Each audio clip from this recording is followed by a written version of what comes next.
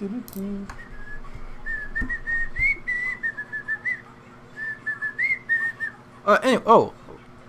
it is recording. Okay. Anyway, what's up, people? I'm here to bring you a review for Kanon episodes 18 through 24. Yes, we speed blitz through Kanon toward the last few.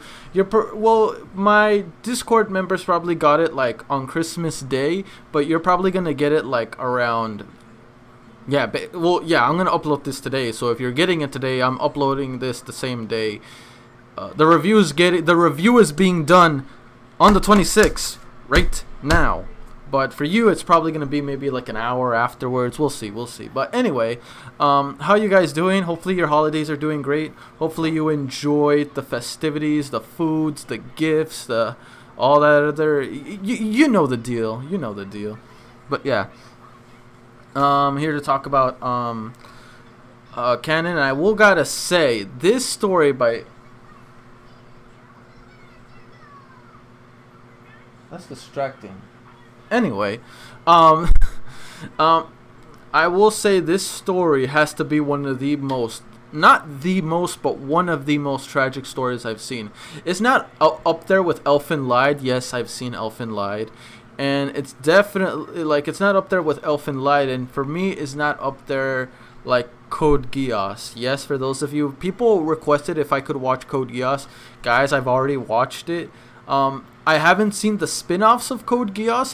If you want me to see those spin-offs, I can do that. That's no problem. But, this story, bro, oh my god. I mean, it ended on a hot, positive note. But it honestly, when I watched the series, I had a sense of Kanon. For those of you that don't know the series, check it out. It's an amazing series, a real tearjerker. But it's a good series. But the way this ended, definitely reminded me of Kanon, like how it ended. There was like a lot of depression, a lot of tragedies going on. But in the end, it's almost like a miracle happened and everything worked out for the best.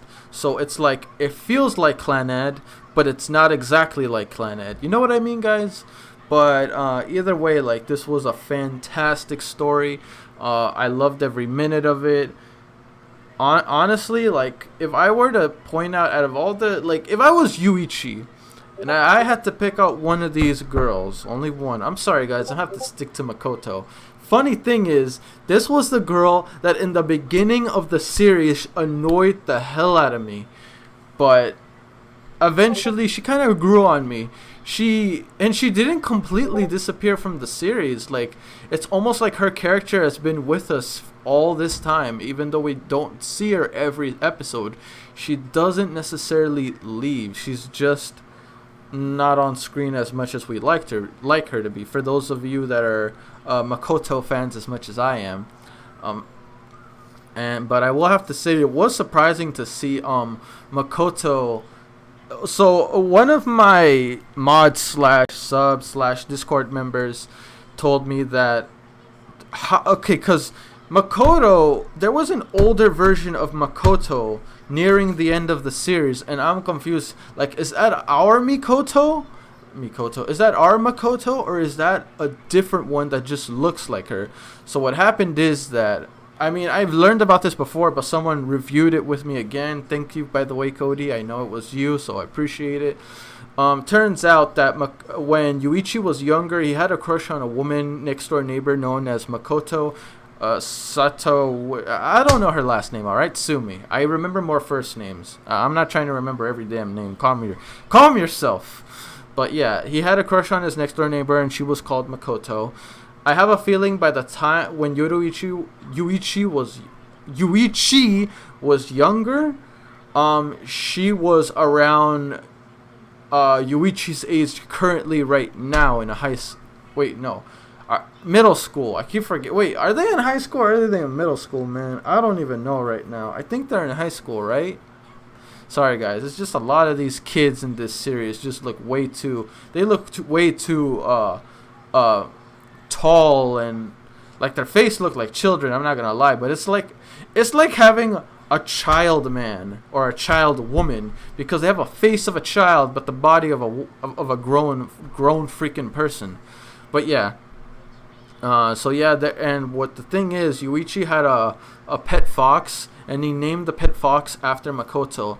So the Makoto we got to know throughout majority of the series is actually Yuichi's pet fox that he grew up with as a kid. And the Makoto that we're seeing toward the end just happens to be that same neighbor. So that's how it goes. Correct me if I'm wrong, but if there's more detailed explanation regarding this topic, please let it be known in the comment section below. I would greatly appreciate it. So yeah, there's that. I'm not gonna lie though, guys. Like, my God. Whew. It almost felt like it was gonna be a tragic ending, but it would have been so bad. It would have been so bad if Ayu didn't come back. Even though Ayu is not the one I would ship Yuichi with, she's the second one I would. If not Makoto, it would definitely be Ayu, cause she has such a bubbly, positive, and just very playful like personality that you can't help but like. But reason why I prefer Makoto over everyone is because she is unpredictable. She's very energetic. She's fun to be around with. She's just overall a breath of fresh air that you would never have a dull moment with this girl. It almost feels like every moment is like, how can I say this? Every moment with Makoto feels like feels like you're living life to the fullest. Like, it never feels like you're living a dull moment. Every morning, every day, every evening feels like you're living it up 100%.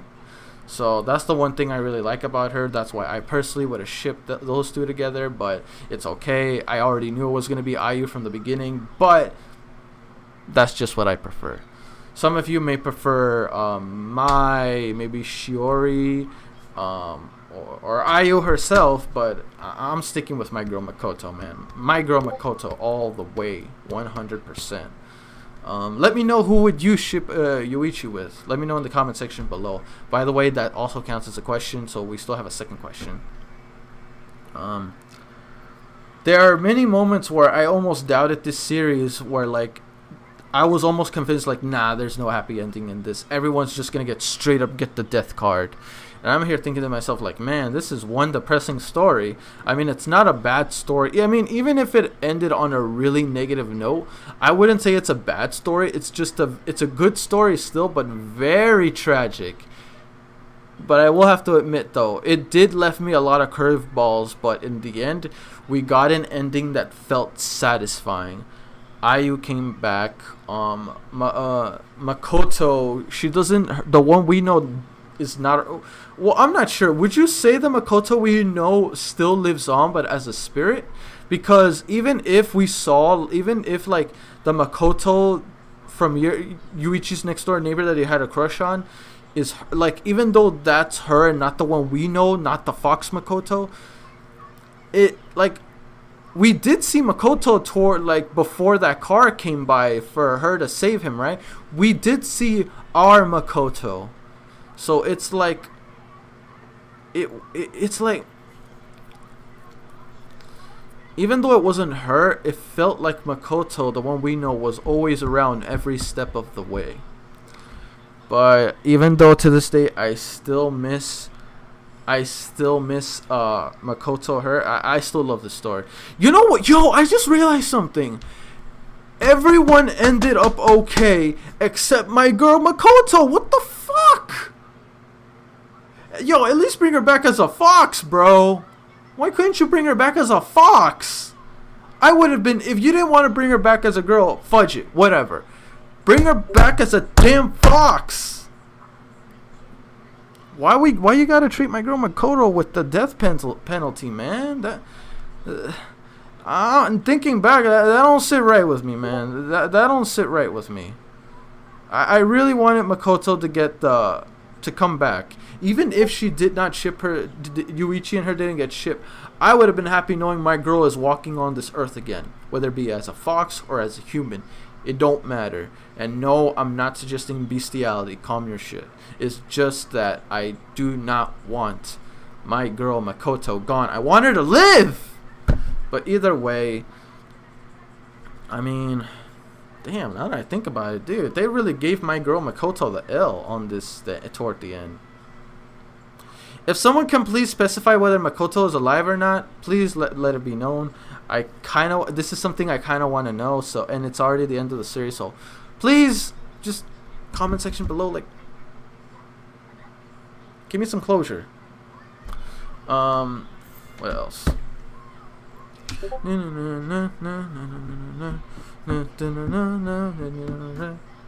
dang it! Oh, damn it! Sorry, guys. I was hearing a song earlier that stuck in my head. Sorry. What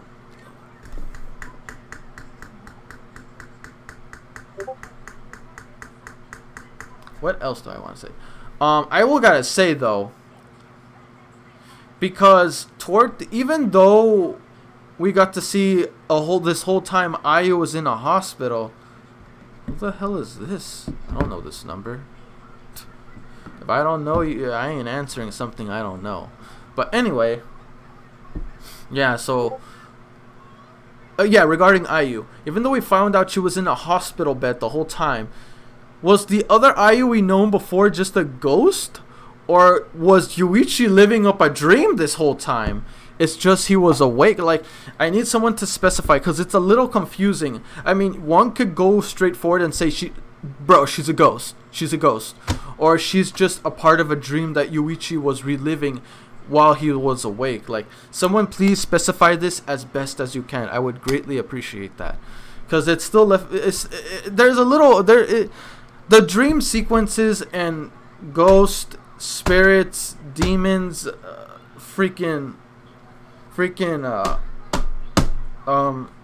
disease, near death, like a lot of this is like sometimes it's clear, but they spread it out so much that it kind of feels vague.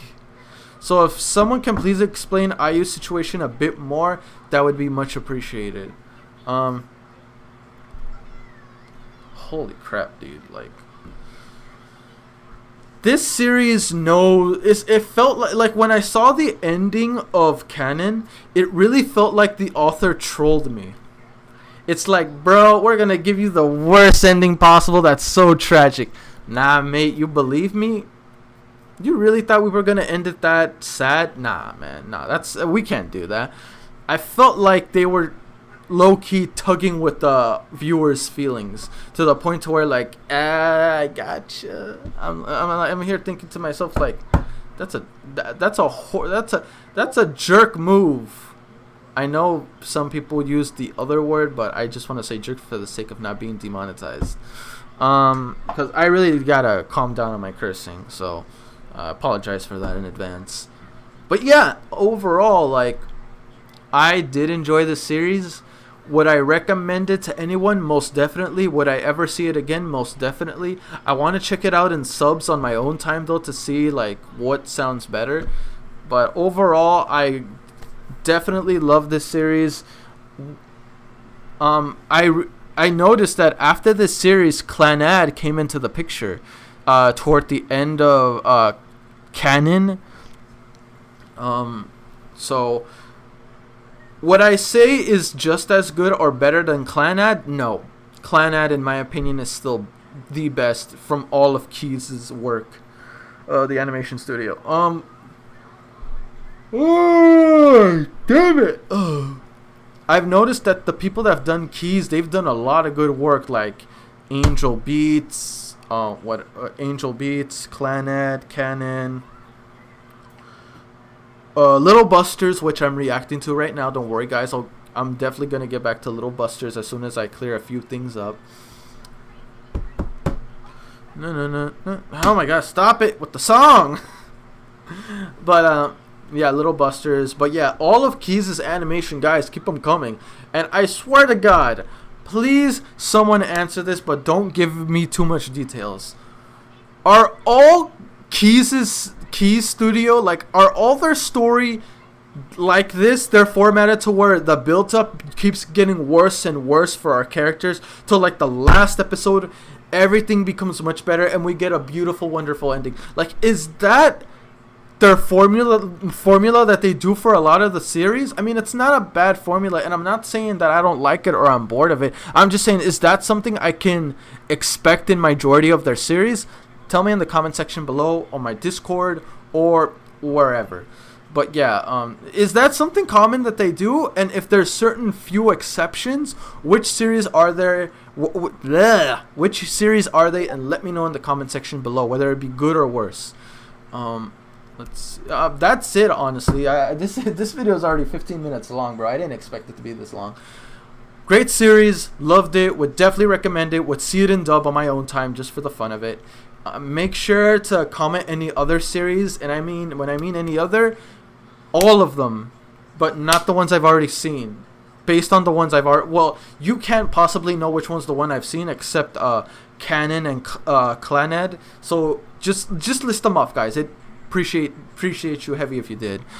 So yeah, that's it. Last question I want to mention, if you guys want to answer.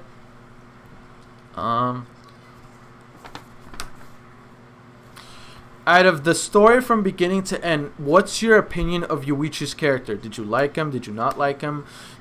What did you appreciate the most in his character, and what did you feel like needed more work in his character? In my opinion, what I appreciated the most is that despite the conditions that happened, even though he did break down quite a bit when he lost Ayu and when he lost Mai and certain other characters, majority of the time, Yuichi was the number one, like, he was one of the strongest persons. Even though he had to experience all these people that were close to him literally dying or seeing them fall apart as the series progressed, he still maintained a strong, firm face just to make sure everyone else relied on him. Like, he was a very dependable character. Like, when shit goes down and you want to rely on someone, Yuichi is the boy. He's the GOAT of this series, and he knows how to keep himself together. Obviously, there's only so much he can do. That's why he broke down with Ayu. That's why he broke down with Mai. But, like, that's the one thing I really did appreciate. He is a very strong moving force that honestly is what keeps, in my opinion, is what keeps the audience from completely falling into this, under the series' heavy weight of depression. The one thing I appreciated less about him is that, how can I say this? You almost can't tell when he's trying to be sincere. I mean, yes, you can say he's trying to say, he says a lot of nice and obvious things, but it's like he has a very non-poker face throughout majority of the series that it almost feels like whenever he says certain things, I'm not sure if he's serious or I'm not sure if he's like really in distress. Like, he doesn't seem like, he seems very monotone, if you know what I mean. Very stiff, very not emotionless, but very numbed emotionally. You know what I mean, guys? Like, there are some moments where I feel like he should be more emotional, or he should be more dire than he really truly is, when in reality he almost feels like he's relatable in a sense, but he's almost too good to be true. You know what I mean? Let me know what you guys think about your opinions and my own opinion in the comment section below. I greatly appreciate that, and I'm out, guys. Peace. We're practically 20 minutes in this review, so I'm out, dang it. See you on more reviews.